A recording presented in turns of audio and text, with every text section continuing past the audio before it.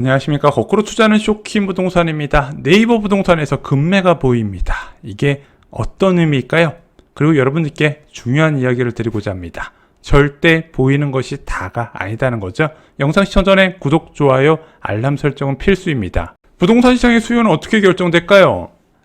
가계에 쌓이는 막대한 현금은 기대이익과 안정을 고려해서 이동하게 됩니다. 어디로? 예금이나 채권, 주식, 부동산 등으로 옮겨간다는 거죠. 자, 미국 국채금리 이발 아파트 거래 감소세가 시작이 됐습니다. 예금금리 4% 넘고요. 주가는 폭락을 해버렸습니다. 당연히 그에 따라서 위험자산 선호 현상이 감소됐고, 아파트도 위험자산에 분류가 됩니다. 그러면서 2개월 연속 거래 급감이 나타나고 있죠. 9월달, 10월달 연속해서 거래 감소 추세가 나타나고 있습니다. 자, 파크리오 32평 매매가 변화를 보면서 어떤 추세가 나타나는지 볼게요. 10월 12일 날 21억 5천이었는데 2주 뒤에 21억 3천, 그리고 11월 6일 날 21억으로 5천만 원 정도 하락한 모습이 나타났고요. 관악 드림타운 32평도요. 11월 12일 날 9억 2천, 그 다음에 2주 뒤인 11월 27일 날 9억 1천, 그리고 현재는 8억 9천만 원으로 10월 12일 대비 3천만 원 정도 하락한 모습이 나타나고 있습니다.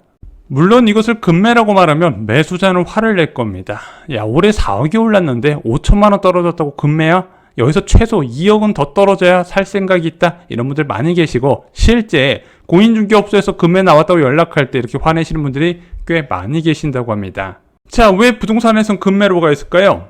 아까 3천만 원 정도 떨어진 관악 드림타운을 예로 들어보겠습니다. 여기가 9월 23일 날 전용 84제곱미터가 9억 2천에 22층 매물이 실거래가 됐습니다. 자, 이런 식으로 한번 9억 2천에 거래가 되면은요, 다른 매도자들은 이전 실거래보다 호가를 올리게 돼 있습니다. 그래서 상승장에서는 실거래가가 그 시세 바닥을 형성하고 다른 호가를 올리는 효과가 있는데, 만약에 여기서 거래가 붙지 않으면 일단은 매도자들의 힘이 빠지면서 최근 실거래가에 먼저 맞추게 됩니다. 그래서 난 9월 실거래가 정도에도 팔아야겠다, 이렇게 생각을 하는데, 문제는 이 상태에서도 거래가 등록되지 않네? 그러면 실거래가보다 더 낮춘다는 거죠. 그러면은 부동산 입장에서 봤을 때는 최근에 호가가 5천만 원 이상 하락한 걸로 예상하고 생각하고 이것을 급매라고 소개를 하는 겁니다.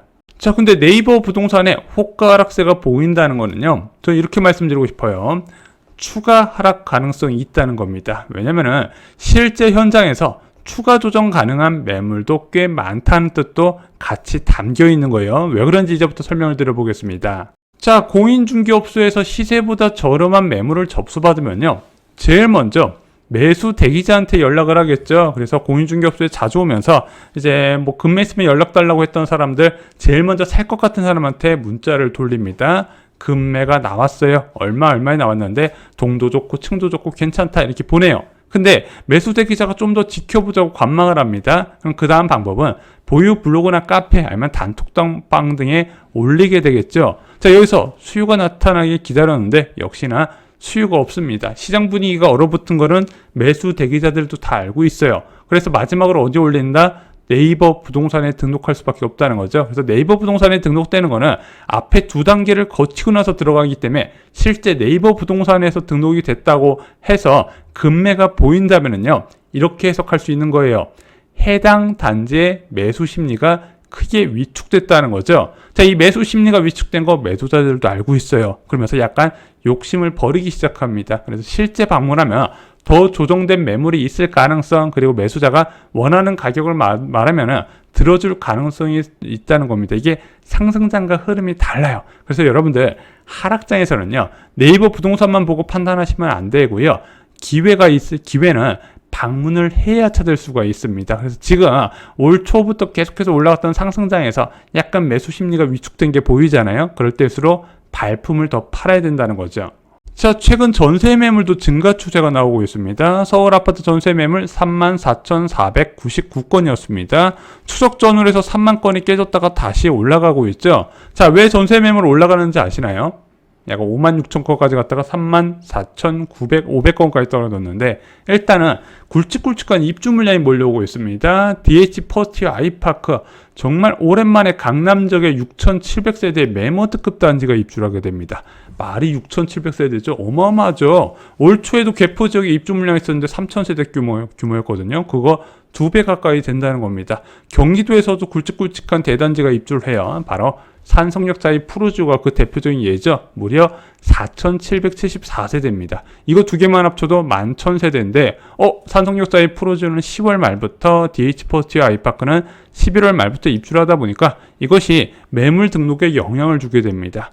이사를 준비하는 조합원이나 수분양자, 본인 살던 집을 이제 전세를 주고 와야 되고, 뭐 본인 살던 전셋집 다음 세입자가 구해져야 나올 수 있는 거니까 이게 매물수에 들어가는 거고, 또한 DH퍼스트 아이파크나 산성역 자이 푸르지오를 투자 목적으로 구입한 경우에도 이 매물이 전세로 나오게 되는 겁니다. 그래서 양쪽에서 동시에 전세 매물이 늘어나요. 근데 이게 전세 매물이 늘어날 때 전세 수요가 탄탄하면 솔직히 이게 주변 아파트 가격에 크게 영향을 안 주거든요. 근데 최근에 전세 대출 금리가 올라갔잖아요. 3% 후반에서 지금 4% 초반까지 올라가다 보니까 수요가 소폭 줄어들었어요. 왜냐면 이게 대출 금리 앞자리가 바뀌다 보니까 심리에 영향을 주거든요. 그래서 전세 대출 금리 상승에 좀 수요가 감소하고 매물이 증가하면서 전세 시장도 소폭의 약세가 나타나는 모습을 보이고 있습니다. 호가가 좀 힘이 빠졌어요. 자, 물론 지난주까진 그러긴 했어요. 근데 저희가 주말 영상에서 제작을 해드렸죠. 미국 증시, 미국 고용 증시 과열 완화 조짐에 나란히 상승, 국제 유가는 큰 폭의 하락. 이제 전 세계적으로 침체 공포가 커지면서 통화 정책 방향 전환에 대한 기대감이 커졌고요. 오늘 코스피는 장중에 100포인트를 넘는 2,470포인트를 기록을 했습니다. 4.33% 급등했고 외국인이 주식 기준으로 5천억 이상 순매수세를 기록을 했습니다. 물론 호재가 하나 더 있었죠. 바로 11월 6일 오늘부터 내년 상반기까지 공매도를 전면 금지한다. 자, 그러다 보니까 호재 두 개가 같이 겹치면서 주식시장도 좋은 흐름을 보이고 있다는 거죠. 환율과 채권 시장도 큰 변화가 나타났습니다. 원달러 환율 1299원으로 장중에 1300원이 무너졌어요. 그러면서 정말 오랜만에 1200원대를 보는 것 같습니다. 채권 수익률은 10년물 기준으로 4.05%, 전일 대비 5.6bp 정도 하락을 했고요. 5년 채권 수익률도 4% 이하로 3.955%로 낮아졌습니다. 얘는 대한민국 고정금리 대출 상품의 기준이 되기 때문에 이게 주택시장에 적지 않은 영향을 줘요. 근데 얘가 4% 이하로 떨어졌다는 거죠. 자, 그러면은 10년물 채권 수익률, 5년물 채권 수익률, 그리고 1년물 채권 수익률에도 영향을 받기 때문에 아마 이 추세가 이어지면 시차를 두고 부동산 시장에도 영향을 줄 것으로 보여집니다. 물론 하루 이틀의 금융시장 상황만으로 부동산 시장 전체를 영향을 주지는 없겠지만 이것이 지속성을 갖고 나타난다는 전제하에요. 자, 근데 이것이 고금리 상황의 끝인가? 이거는 이제 12월 초까지, 최소 12월 초까지 경제지표는 살펴봐야겠죠. 이게 일시적인 침체 우려인지 진짜 침체의 시작인지. 그래서 이번 결과에 따라서 올해 12월부터 내년 2월 초까지의 금매 수준은 전고점 대비 올해 이제 가장 비쌌을 때 대비 얼마나 떨어진 매물이 나올 것인가 결정이 될 것 같아요. 만약에 12월 초에 나오는 경제 지표도 약간 일시적으로 좀 위축됐다가 다시 고용 늘어나고 뭐 PMI 치솟고 이러면은 또 흐지부지 될 것 같은데 그건 이제 그 누구도 알 수 없는 영역이잖아요. 그래서 12월 초 경제 지표까지 좀 꼼꼼하게 살펴보시길 바랍니다. 아마 이제 이번에 겨울에 내 집 마련한 분들이 이제 슬슬 알아보고 계실 건데 이 상황도 좀 같이 체크를 하시면 좋을 것 같아요. 그리고 이번 겨울을 내 집 마련을 준비하는 구독자분께 조언을 드리면요. 시장이 내 조건에 맞게 변하길 기대하지 않으셨으면 좋겠습니다. 나는 이 아파트를 꼭 5억에 사고 싶다. 현재 뭐 6억 5천인데 5억 될 때까지 절대 안 살 거다. 그렇게 보지 마시고 시장 상황에 내가 맞추는 전략도 나쁘지는 않다고 생각합니다. 왜 그러냐면은 특정 가격을 타겟으로 매수 시점을 계산하면 그것이 돌아오지 않을 가능성이 커요. 왜냐면은 그렇게 특정 가격을 타겟으로 하게 되면 솔직히 그 가격이 온다 안 온다 올 확률보다 안 올 확률이 훨씬 많아요. 그렇게 가격이 크게 급락하는 것은 굉장히 까다로운 조건을 충족해야 되기 때문에 그 까다로운 조건이 올해 1분기 때 도달을 한 겁니다. 근데 많은 사람들이 한번 그렇게 대폭락이 오잖아요. 그 이후에도 추가 폭락이 올 걸 기대하지만 저희가 5년 정도 유튜브를 하면서 느낀 것은 커다란 폭락이 왔을 때 다시 그것을 뛰어넘는 폭락이 다시 재현되기는 쉽지 않았다는 거죠. 왜? 그에 맞는 대응이 따라오기 때문입니다. 그래서 내가 매수 가능한 시점에 최대한 발품을 팔아 기회를 찾으셨으면 좋겠어요.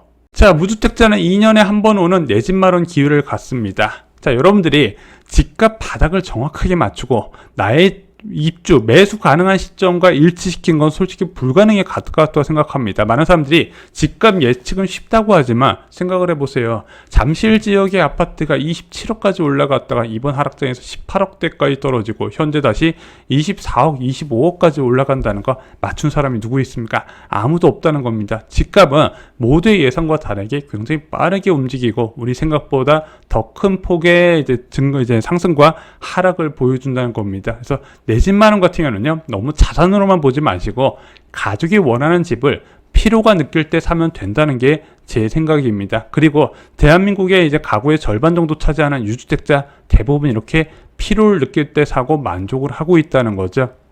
만약 2024년 말 이후에 전세 만기가 된다면 어떻게 될까요? 청약을 노리는 것도 좋은데요. 또 좋은 기회가 있습니다. 아시다시피 올해 12월부터 둔촌주공을 비롯한 많은 분양단지들의 분양권 전매 제한이 풀리게 됩니다. 이 분양권 전매 제한 단지들이 2025년에 입주하는 경우가 많아요. 2024년부터. 그래서 올해 12월부터 풀리는 분양권 전매 단지를 노려보시는 것도 좋은 선택이 될 수 있을 겁니다. 특히 소형 면적 같은 경우는 프리미엄이 좀 덜 붙었거든요. 이런 거 한번 체크해 보시는 게 좋을 것 같습니다. 관련된 내용은 부자가 되려면 처역에 미쳐라 저희 신간에 자세하게 나와 있습니다. 다양한 방법에서 여러분들이 기회를 찾으셨으면 좋겠습니다. 이상으로 영상 마치겠습니다. 좋아요, 구독, 공유 꼭 부탁드립니다. 감사합니다.